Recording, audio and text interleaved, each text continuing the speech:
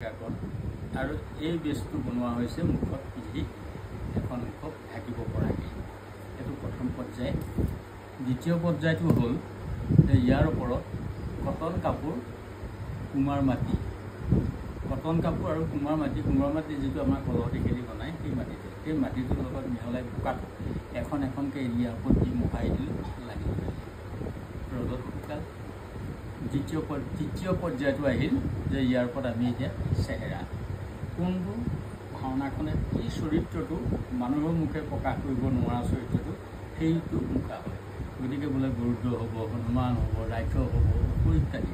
গতিকে ইয়াৰ ওপৰতে হ'ব আৰু সেই কামখিনি কৰা হয় গৰু গোবৰ আৰু কম পৰিমাণৰ কুমাৰ মাটি, এই অকণমান কুমাৰ মাটি, সেই বেছি গোবৰ, তাৰ লগত অলপ কেৰাচিন তেল দি মিহলাই লৈ গোবৰখিনি যাতে গন্ধ না হয়, মানে কীট পতংগ সেইবিলাক আহিব নোৱাৰে, সেইখিনি কেৰাচিন তেল দিয়া হয়। দি লৈ এই বেছটোৰ ওপৰত প্ৰথম আৰম্ভণি কৰা হয়। প্ৰথমবাৰ কুহিলা কাটি লৈ লঘু হয়, সেইবিলাক ঠোঁট, কাণ, দাঁত সেইবিলাক লগাই দিয়া হয়, লঘু বহুত লঘু। গতিকে সেইবিলাকক লৈ গোবৰে এটা চেহেৰা দিয়া হ'ল, সেয়া এবাৰ দিয়া হৈছে, দ্বিতীয়বাৰ শেষ হ'ব। সেই গোবৰৰ কামখিনি যেতিয়া সম্পূৰ্ণ শেষ হ'ব মনে ভবা ধৰণে ৰ'দত শুকাবলৈ দিয়া হ'ল আৰু শুকোৱাৰ পাছত চেণ্ট পেপাৰ দি খুব মিহি কৰি তাক খলা বৰমাবিলাক মিহি কৰিলোঁ।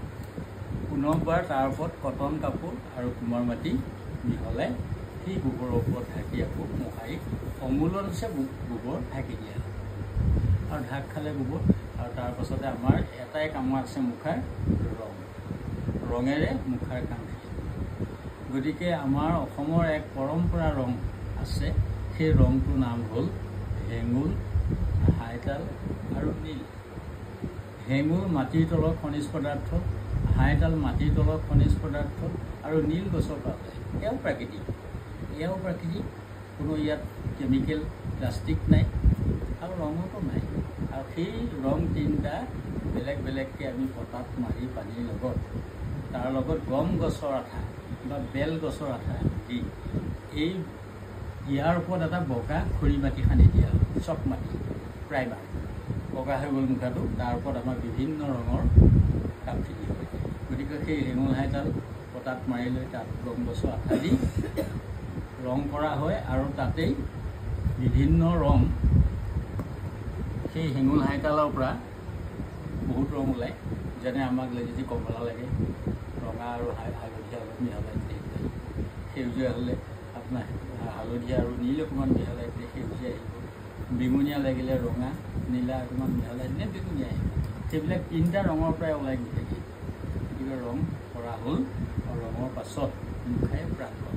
গতিকে মুখাই প্ৰাণ পোৱা আমাৰ একোনেই ঠাই নামঘৰৰ ভিতৰত কৃষ্ণৰ কথা বা ৰামৰ কথা এখন নাটক হয় আৰু নাটকত মানুহৰ মুখে প্ৰকাশ কৰিব নোৱাৰা এই চৰিত্ৰবিলাক মুখা হয় আৰু এজনে এই মুখখন, যিজনে এই অভিনয়টো কৰিব, সেই মুখখন ইয়াৰ ভিতৰত প্ৰৱেশ কৰে।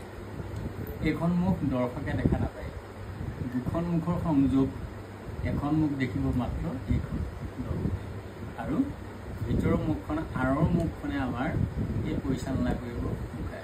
এতিয়া কথা ক'ব, এতিয়া কথা ক'লে এইটো লৰে আৰু ইয়াতে হেঁচা খাই বাৰে বাৰে, আৰু হেঁচা খালে মুখাই তেতিয়া